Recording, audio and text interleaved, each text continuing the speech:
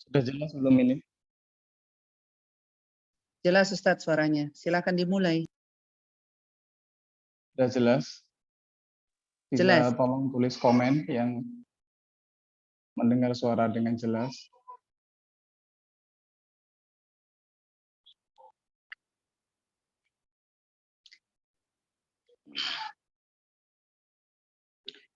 Bismillahirrahmanirrahim. Assalamualaikum warahmatullahi wabarakatuh. Alhamdulillahirabbil alamin. Wassalatu wassalamu ala asyrafil anbiya'i wa imamil mursalin. Sayyidina wa maulana Muhammadin wa ala alihi wa ashabihi at-tayyibin at-tahirin. Allahumma la sahla illa ma ja'altahu sahla wa anta hayyu ya qayyum. Taj'alul hazna idza syi'ta sahla. Nudzakirukum bi ikhlasin niyyati lillahi ta'ala. Para mustami'in, saudara-saudaraku sesama muslim yang dimuliakan oleh Allah Subhanahu wa taala. Alhamdulillah pada malam hari ini merupakan majelis kedua kajian kitab Aqidatul Awam karangan daripada Syekh Ahmad Al-Marzuqi. Kitab kecil, mungkin yang pada majelis pertama belum hadir. Sedikit saya flashback ke belakang bahwa kitab Aqidatul Awam ini adalah kitab yang berisi akidah alaman haji ahli sunnah wal jamaah, akidah yang menurut paham ahli sunnah wal jamaah yang dikemas dalam bentuk bait-bait yang mudah dan indah sehingga mudah dihafalkan dan diterima oleh orang-orang yang ingin mempelajari ilmu akidah. Sebelum itu, saya mengingatkan juga untuk sama-sama mengikhlaskan niat karena Allah Subhanahu wa taala. Semoga jerih payah khususnya dari tim kajian bersanad pilihan yang sudah memfasilitasi kita pada malam hari ini dan insya Allah pada malam-malam berikutnya. Tim dari kajian bersanad pilihan semoga selalu diberikan taufik, inayah, pertolongan oleh Allah Subhanahu wa taala sehingga kajian-kajian seperti yang kita lakukan pada malam hari ini dapat berjalan dengan lancar dan manfaatnya dirasakan oleh umat-umat muslim pada umumnya. Amin amin ya rabbal alamin. Bismillahirrahmanirrahim. Kita melanjutkan bait yang nomor 3. Sedikit saya ulangi pada keterangan minggu lalu bahwa imam atau pengarang kitab Aqidatul Awam mengawali kitabnya dengan bacaan bismillah, hamdalah, dan sholawat. Ketika seseorang mengucapkan Allahumma sholli ala sayyidina Muhammad wa ala alihi wa sahbihi wa sallim, terkadang ada yang bertanya, kenapa seseorang harus membaca sholawat? Kenapa seseorang harus mendoakan Rasulullah Shallallahu Alaihi Wasallam? Maka jawaban dari pertanyaan tersebut adalah ketika ada umat muslim mengucapkan sholawat dan salam kepada Rasulullah, sebenarnya dia juga telah mendoakan untuk dirinya sendiri. Karena makna daripada as-salat itu adalah, ya Allah, zid sayyidana wa habibana wa syafi'ana Muhammadan sallallahu alaihi wasallam tashrifan wa ta'ziman. Ya Allah, tambahkanlah Nabi kita Muhammad sallallahu alaihi wasallam kemuliaan dan keagungan. Kemudian makna assalam bagi Rasulullah adalah, ya Allah, selamatkanlah Nabi Muhammad dari perkara-perkara yang beliau khawatirkan, yang beliau takuti, dan yang dimaksud dari perkara tersebut adalah kekufuran umatnya. Jadi ketika kita membaca salam kepada Rasulullah, sebenarnya kita berdoa supaya kita dihindarkan dari kekufuran dan juga kemaksiatan. Itu adalah makna daripada sholawat dan salam. Kita mulai pada bait keempat. Bismillahirrahmanirrahim. Semoga semuanya sudah membawa nuskhoh PDF yang sudah dibagikan oleh tim kajian bersanad pilihan. Bagi yang belum memiliki, dapat menghubungi nomor telepon yang tercantum untuk mendapatkan kitab PDF secara gratis.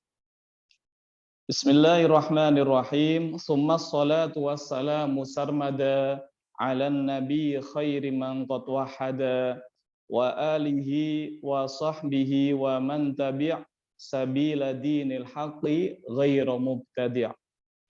Yang artinya sholawat dan salam semoga juga tercurahkan kepada keluarga Nabi besar Muhammad sallallahu alaihi wasallam, wa sahbihi dan para sahabatnya, wa man tabi' dan orang-orang yang mengikuti sabila dinil haqqi, jalan agama yang benar, ghairu mubtadi' dan tidak melakukan perkara-perkara yang baru atau ahli bid'ah.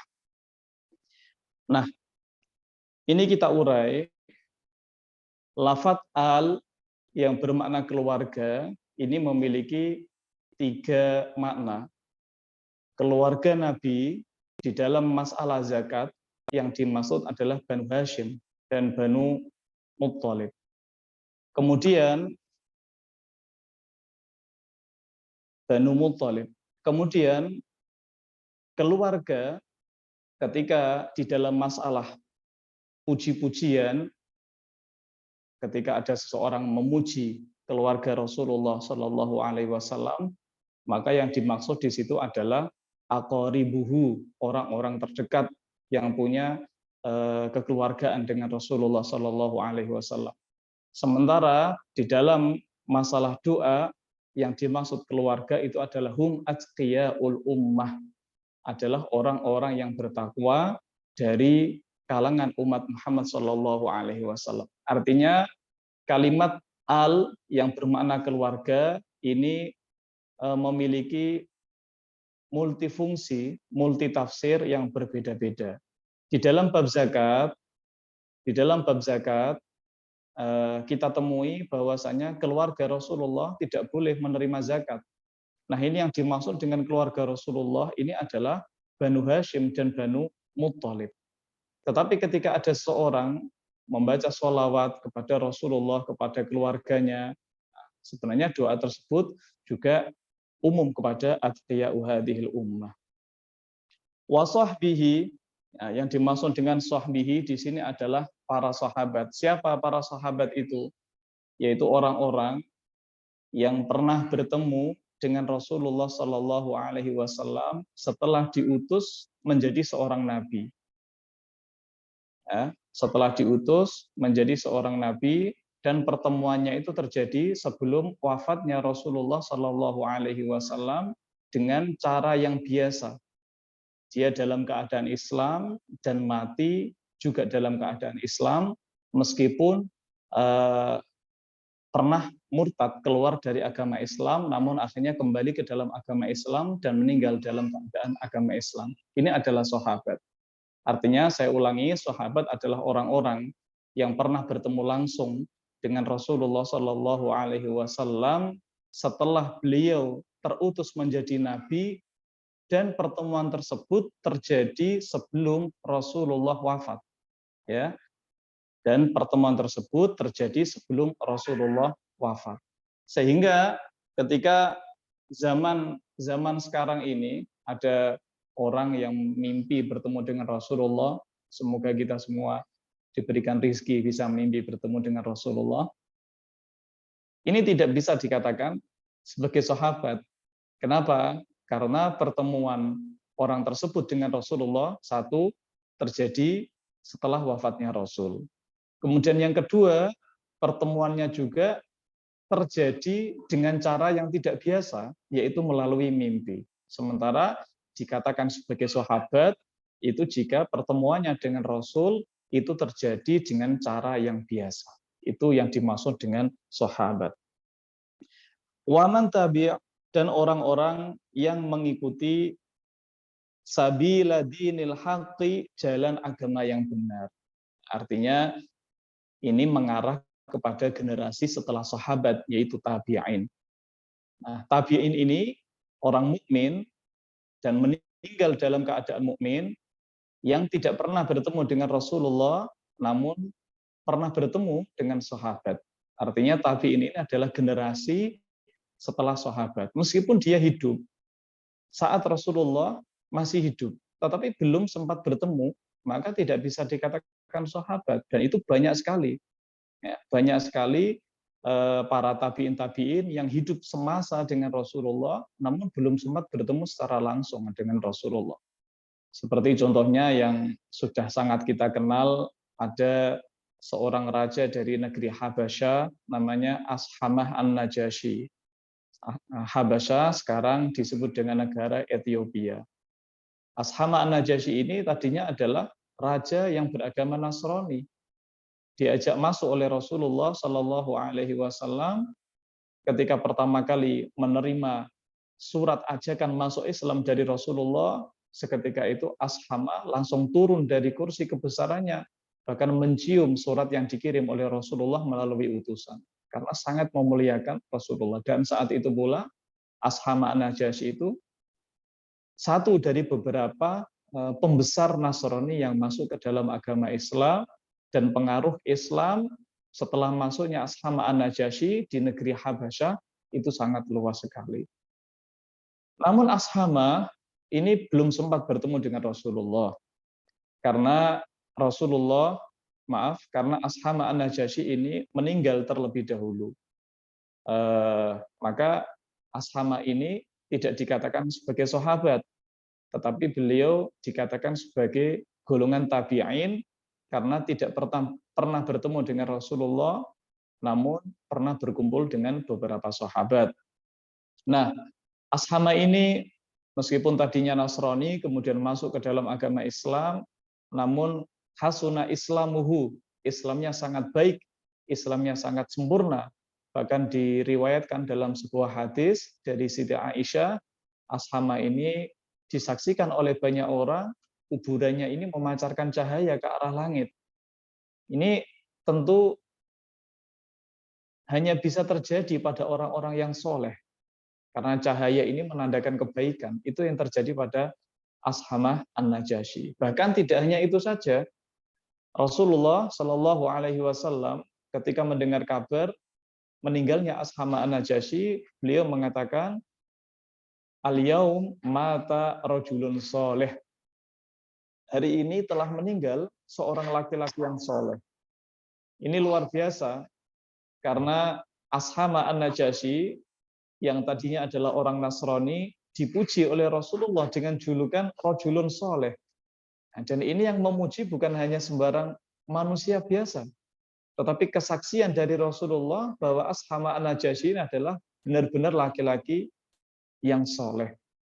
Kemudian Rasulullah memerintahkan para sahabat untuk melakukan sholat ghaib atas meninggalnya Ashama An-Najasyi di sebuah lokasi di depan Masjid Nabawi yang saat ini dikenal dengan Masjid Ghumamah. Sekitar Masjid Ghumamah itu adalah tempat Rasulullah dan para sahabat melakukan sholat ghaib atas wafatnya Ashama An-Najasyi. Ashama An-Najasyi adalah termasuk daripada golongan at-tabi'in. Sabila dinil haqqi, golongan-golongan yang mengikuti jalan agama yang benar, yaitu agama Islam. Tentu di zaman-zaman fitnah seperti ini, sering sekali kita mendengar, dan saya juga menyaksikan beberapa video orang yang tidak punya pemahaman baik tentang agama Islam, mencampur adukkan pemahaman agama Islam, sehingga sampai pada batas pembenaran terhadap semua agama. Ini sesuatu yang sangat salah kaprah dan perlu diluruskan. Mereka menggambarkan agama itu seperti baju yang bisa kita pakai kapanpun dan bisa kita lepas kapanpun, ganti dengan baju yang lain seperti itu. Agama dianggap seperti permainan. Padahal agama satu-satunya yang diridhoi oleh Allah Subhanahu wa taala adalah agama Islam. Dan itu tertuang di dalam Al-Qur'anul Karim. Allah Subhanahu wa taala berfirman, "Innad dina 'indallahil Islam." Sungguh agama yang sah, yang diridhoi oleh Allah Subhanahu wa taala hanyalah agama Islam. Kemudian dalam ayat lain Allah Subhanahu wa taala berfirman, "Wa may yabtaghi ghairal islami dinan falay yuqbala minh." Barang siapa yang mencari-cari agama selain agama Islam, maka tidak akan diterima oleh Allah Subhanahu wa taala. Sehingga Islam adalah pintu satu-satunya bagi manusia untuk menuju keselamatan yang abadi. Satu-satunya. Tidak ada agama lain yang dapat menghantarkan seseorang kepada keselamatan yang abadi kecuali agama Islam. Ghairu mubtadi, bukan golongan-golongan yang ahli bid'ah. Ahli bid'ah di dalam akidah seperti para al-Khawarij, al-Mu'tazilah, ar-Rafidhah, dan masih banyak sekali yang disampaikan oleh Rasulullah Shallallahu Alaihi Wasallam. Iftaraqatil yahudu ihda wa sab'ina firqatan, waftaraqatin nasara isnatai wa sab'ina firqatan, wa sataftariqu ummati salasan wa sab'ina firqatan, kulluhum finnar illa wahidah wahiyal jamaah. Rasulullah mengatakan orang Yahudi terpecah belah menjadi 71 golongan. Orang Nasrani terpecah belah menjadi 72 golongan. Dan umatku kelak akan terpecah belah menjadi 73 golongan. Kulluhum finnar, semua golongan itu dikategorikan masuk neraka oleh Rasulullah Shallallahu Alaihi Wasallam karena bid'ah yang dilakukan. Illa wahida, kecuali satu golongan, wahiyal jamaah, yaitu golongan mayoritas yang paling banyak.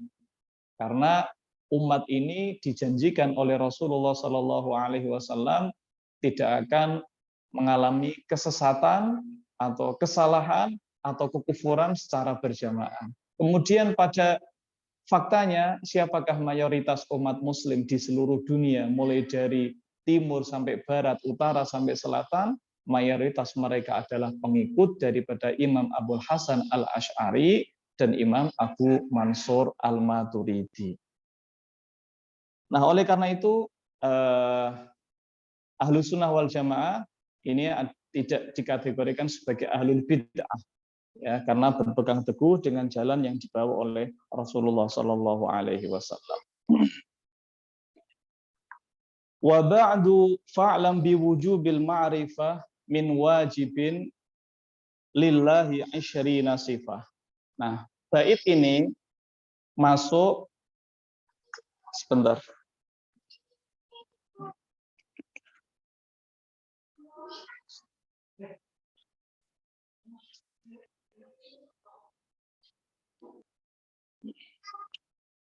Bismillahirrahmanirrahim. Sebentar.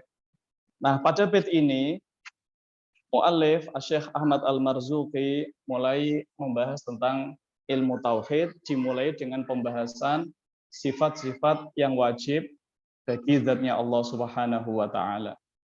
Allah Subhanahu wa taala sifatnya dibagi menjadi 3. Ada namanya sifat wajib, sifat yang harus ada pada zatnya Allah Subhanahu wa taala. Kemudian ada sifat jaiz, sifat yang boleh ada dan boleh tidak ada.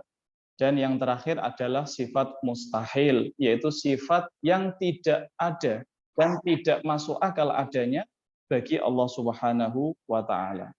Kita mulai dari sifat wajib bagi Allah Subhanahu wa taala. Wa ba'du fa'lam biwujubil ma'rifah min wajibin lillahi 'asyrina sifah.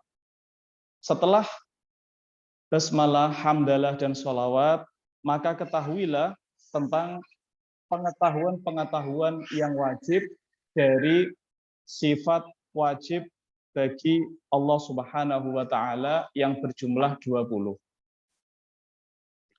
Allah Subhanahu wa taala memiliki 20 sifat wajib bagi zatnya. Nah, ini sebenarnya tidak ada hadis ataupun Al-Quran yang menyebutkan bahwasanya sifat Allah itu 20 jumlahnya. Tidak ada.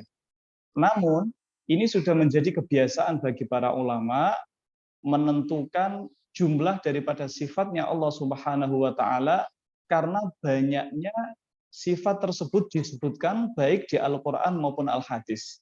Sehingga seperti dalam ayat wa huwas samiul basir, berarti Allah punya sifat sama' dan basar. Sifat-sifat tersebut dikumpulkan sehingga menjadi 20.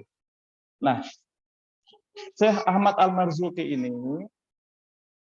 Syekh Ahmad Al-Marzuki ini mengikuti pendapat yang dianut oleh Imam Abul Hasan Al-Asy'ari dan mayoritas pengikut daripada Imam Abul Hasan Al-Asy'ari dalam masalah jumlah sifat. Ada dua pendapat di sini. Yang pertama mengatakan sifat Allah Subhanahu wa taala ada 20. Wujud, qidam, baqa, mukhalafatul hawadisi, qiyamu binafsi, wahdaniyah, qudrah, iradah ila akhirih. Kemudian ada yang mengatakan sifatnya Allah Subhanahu wa taala ada 17. Ya, ada 17.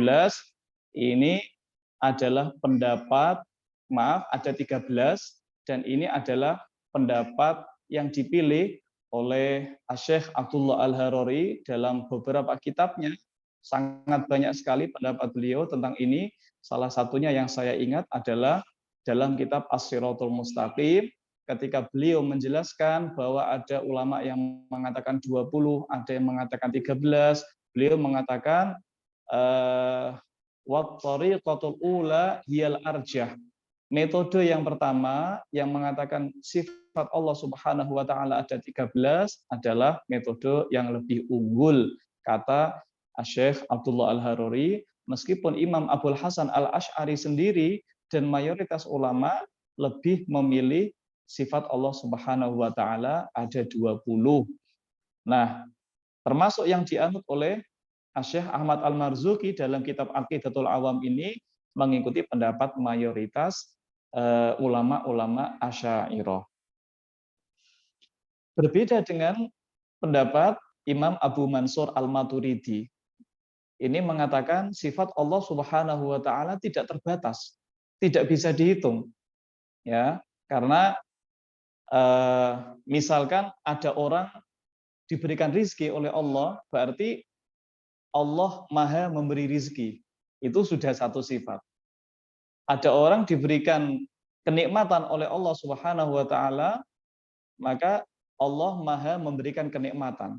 Begitu cara ulama-ulama Maturidiyah dalam menghitung atau menyebut sifat Allah Subhanahu wa taala sehingga tidak terbatas hitungannya. Fallahu mawjudun qadimun baqi mukhalifun lil khalqi bil itlaqi. Fallahu mawjudun, yang pertama Allah Subhanahu wa taala adalah zat yang ada. Ya, Allah Subhanahu wa taala adalah zat yang ada. Kemudian ada yang bertanya, apa dalil bagi sifat wujudnya Allah Subhanahu wa taala? Maka jawaban yang paling mudah adalah wujudnya alam semesta. Ini adalah menjadi dalil, petunjuk bahwa Allah Subhanahu wa taala adalah zat yang ada. Banyak sekali orang-orang yang mencoba untuk mengganggu pemahaman-pemahaman serta keimanan orang Islam. Mereka bertanya, kalian menyembah Tuhan yang tidak terlihat. Bagaimana mungkin kalian menyembah Tuhan yang tidak terlihat? Allah Subhanahu wa taala jelas wujudnya dan jelas adanya.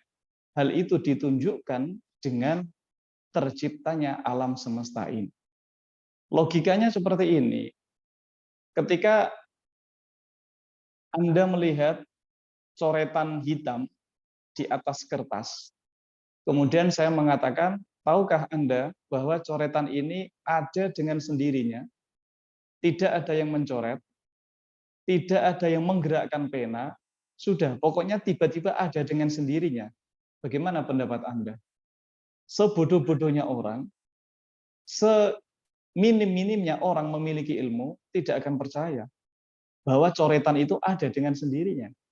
Pasti mereka akan mengatakan, saya tidak percaya. Pasti ini ada yang melakukannya, ada yang mencoret, dan seterusnya. Contoh lagi, ketika jendela rumah Anda pecah, apakah ada yang percaya bahwa jendela tersebut pecah dengan sendirinya, tanpa ada benda atau perkara lain yang memecahkan, entah itu angin, batu, kayu ataupun orang dan seterusnya, tidak akan percaya, pasti ada yang melakukan. Jika hal-hal kecil seperti itu kita tidak percaya bahwa perkara tersebut ada dengan sendirinya, dalam arti pasti ada yang melakukan, bagaimana mungkin ada orang yang tidak percaya kepada Allah Subhanahu wa taala dengan adanya alam ini? Tidakkah alam ini cukup sebagai dalil petunjuk bahwa Allah Subhanahu wa taala itu ada? Ketika barang kecil saja pasti ada yang melakukan, maka alam sebesar ini pasti ada yang menciptakan. Nah, oleh karena itu berpikir-pikir tentang alam ini dapat meningkatkan imunitas iman seseorang. Dalam sebuah hadis, Rasulullah mengatakan, tafakkaru fi khalqillah, wala tafakkaru fi dzatillah. Kalian bertafakurlah, berangan-angan tentang ciptaan Allah Subhanahu wa taala. Matahari terbit setiap pagi tidak pernah telat, jam 6 pagi, jam setengah 6 terbit. Terbenam di arah barat, digantikan dengan bulan, langit yang sebegitu besar, sebegitu luas, sebegitu kokoh, tidak pernah runtuh. Kemudian tanah ditanami buah-buahan, rasanya berbeda-beda, padahal tanahnya sama. Ini akan meningkatkan kekuatan iman kita kepada Allah Subhanahu wa taala. Itulah kenapa Rasulullah Shallallahu alaihi wasallam memerintahkan manusia untuk bertafakur, berangan-angan tentang makhluknya Allah Subhanahu wa taala. Kenapa? Karena ketika seseorang benar-benar tafakur kepada makhluknya Allah, maka dia akan sampai pada sebuah kesimpulan bahwa zat yang menciptakan makhluk sebesar ini, makhluk semegah ini, serumit ini adalah zat yang kuasa, yaitu Allah Subhanahu wa taala. Jadi keberadaan alam ini merupakan dalil atau petunjuk daripada wujudnya Allah Subhanahu wa taala. Qadimun sudah saya singgung pada majelis pertama, Allah Subhanahu wa taala memiliki sifat qadim atau qidam atau azali, maknanya sama, artinya ada tanpa permulaan. Ada tanpa permulaan. Artinya Allah Subhanahu wa taala tidak seperti langit ataupun bumi ataupun matahari yang dari tidak ada menjadi ada, tidak. Tetapi Allah Subhanahu wa taala wujudnya tidak didahului dengan sifat adam. Adam ini adalah tidak ada.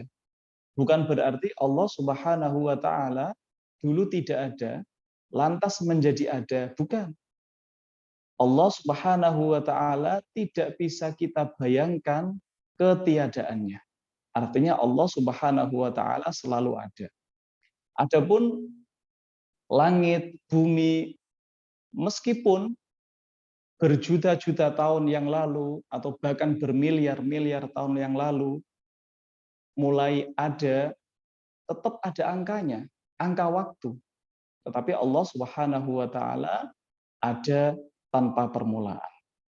Di dalam ayat Allah Subhanahu wa taala berfirman, "Wal awwalu."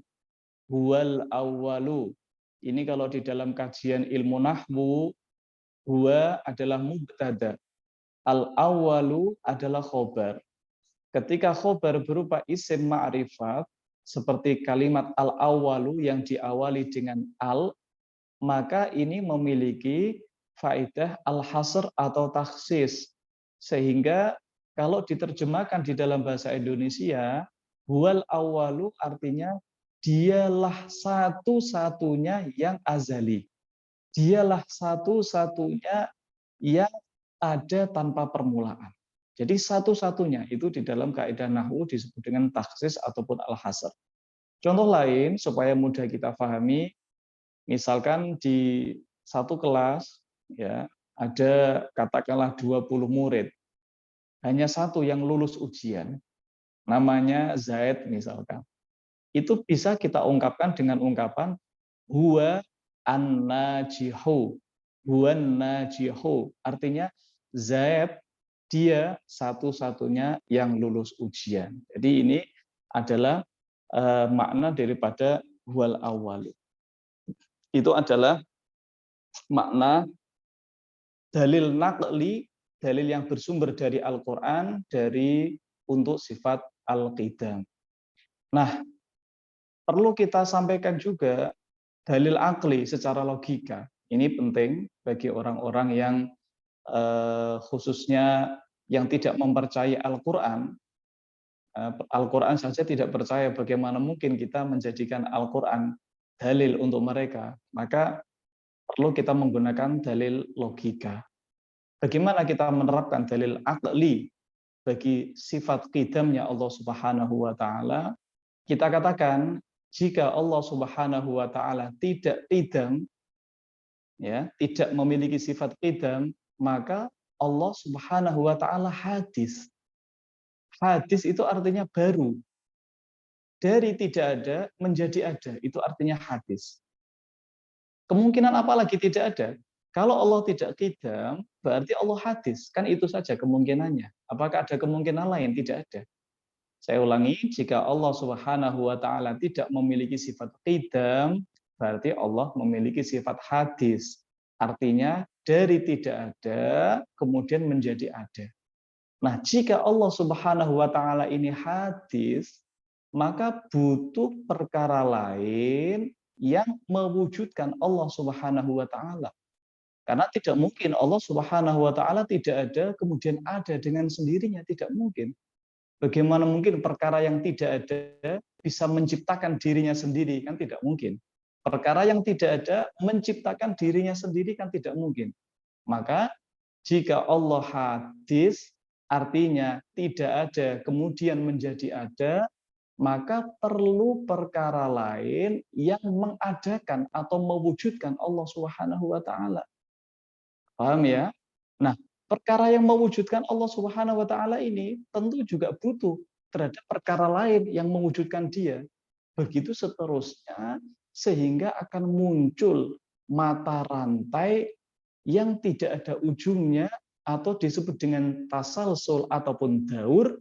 Yang kedua perkara tersebut mustahil bagi zatnya Allah Subhanahu wa taala. Contohnya seperti ini. Ketika saya berkata kepada salah satu dari kalian yang hadir atau orang lain, larilah kamu sampai pada tujuan yang tidak ada ujungnya. Ya, saya mengatakan larilah kamu sampai pada tujuan yang tidak ada ujungnya. Kemudian kembali, lalu akan aku berikan kamu uang. Nah, kemudian orang tersebut mencoba untuk lari. Nah, kalau dia kembali, ya berarti artinya dia ini sebenarnya lari sampai pada sebuah tujuan. Ini artinya daur ataupun tasalsul ini adalah sesuatu yang mustahil bagi zatnya Allah Subhanahu wa taala. Baqin. Allah Subhanahu wa taala selanjutnya sifat yang ketiga adalah baqin. Ini kekal, tidak punah, tidak rusak, tidak mati, tidak mengalami perubahan, itu adalah makna daripada baqin. Nah, sifat baqoknya Allah Subhanahu wa taala itu lidzatihi, karena zatnya Allah Subhanahu wa taala sendiri, bukan karena dikekalkan oleh perkara lain. Kenapa? Karena kelak nanti ada beberapa makhluk yang ditakdirkan oleh Allah Subhanahu wa taala memiliki sifat baqo. Seperti apa? Seperti surga dan juga penghuninya. Seperti neraka dan juga penghuninya. Nah, surga dan neraka ini nanti kelak tetap ada tanpa akhir, tidak rusak dan tidak punah. Tetapi kekalnya surga dan neraka ini baqauhuma li ghairihi. Artinya kekalnya surga dan neraka ini karena perkara lain, yaitu tidak lain tidak bukan adalah karena Allah Subhanahu wa taala. Mukhalifun lil khalqi, ini adalah Allah Subhanahu wa taala berbeda dengan perkara yang lain. Tidak sama dengan makhluknya, tidak sama dengan langit, tidak sama dengan bumi, tidak memiliki kesamaan sedikit pun dengan makhluk-makhluknya. Di dalam Al-Qur'an Allah Subhanahu wa taala berfirman, laisa kamitslihi syai'. Ini adalah asrahu ayatin fi tanzihillahi ta'ala an musyabahatil khalq, an musyabahatil makhluqat. Ini adalah ayat yang paling jelas, yang paling sore, yang menjelaskan bahwa Allah Subhanahu wa taala adalah zat yang suci dari keserupaan terhadap makhluknya. Bil itlaqi, secara mutlak, secara keseluruhan, artinya tidak ada keserupaan sedikit pun, ya, tidak ada keserupaan sedikit pun dengan makhluknya. Makhluk ini butuh terhadap tempat, ya, makhluk ini butuh terhadap tempat. Tempat itu ada apa? Tempat adalah ruang kosong yang dihuni oleh suatu benda. Seperti saya saat ini butuh terhadap tempat, porsi yang saya tempati sesuai dengan ukuran tubuh saya. Kemudian di sini ada pena, pena ini juga butuh terhadap tempat, ruang kosong yang dihuni oleh pena sesuai dengan kadar besarnya pena. Itu adalah makhluk, butuh terhadap perkara lain. Sementara Allah Subhanahu wa taala keberadaannya tidak seperti keberadaan makhluk yang membutuhkan tempat. Allah Subhanahu wa taala ada tanpa membutuhkan tempat. Kemudian bagaimana Ustaz dengan firman Allah Subhanahu wa taala Ar-Rahmanu 'alal 'arsy istawa? Perlu kita sampaikan, banyak sekali pemahaman-pemahaman salah di luar yang menjelaskan bahwa Allah Subhanahu wa taala bersemayam, duduk di atas arsy, ataupun ungkapan-ungkapan lain yang mengarah bahwa Allah Subhanahu wa taala ada di suatu tempat. Itu adalah pemahaman akidah yang tidak benar. Karena makna ayat daripada istawa ini bukan berarti istaqarra ataupun jalasa, bukan. Kalimat istawa ini memiliki makna yang banyak sekali, namun harus kita ambil makna yang sesuai dengan kesucian Allah Subhanahu wa taala. Dalam hal ini adalah bisa bermakna qahara, bisa bermakna istaula, yang bermakna Allah Subhanahu wa taala menguasai atau mengendalikan atas arsy. Arsy ini adalah makhluk terbesar yang diciptakan oleh Allah Subhanahu wa taala, dan arsy ini adalah atapnya surga. Kami ulangi, wa ba'du fa'lam bi wujubil ma'rifah min wajibin lillahi 20 sifah, fallahu mawjudun qadimun baqi mukhalifun lil khalqi bil itlaqi. Kafaitu kalami wallahu a'lam bissawab. Saya cukupkan kajian pada malam hari ini, sudah 40 menit. Semoga ada manfaatnya. Sebelum kami tutup, saya buka sesi tanya jawab. Barangkali ada yang ingin penjelasan lebih banyak, bisa disampaikan. Barangkali melalui chatting ya Mbak Aki ya. Apa?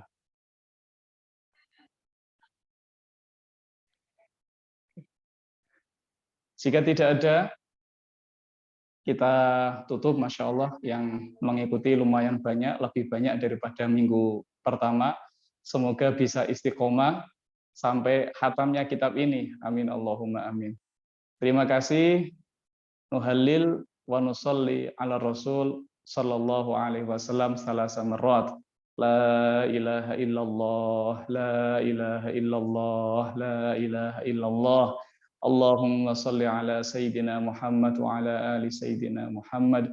Allahumma salli ala Sayyidina Muhammad wa ala ali Sayyidina Muhammad. Terima kasih. Barakallahu fikum. Wassalamualaikum warahmatullahi wabarakatuh.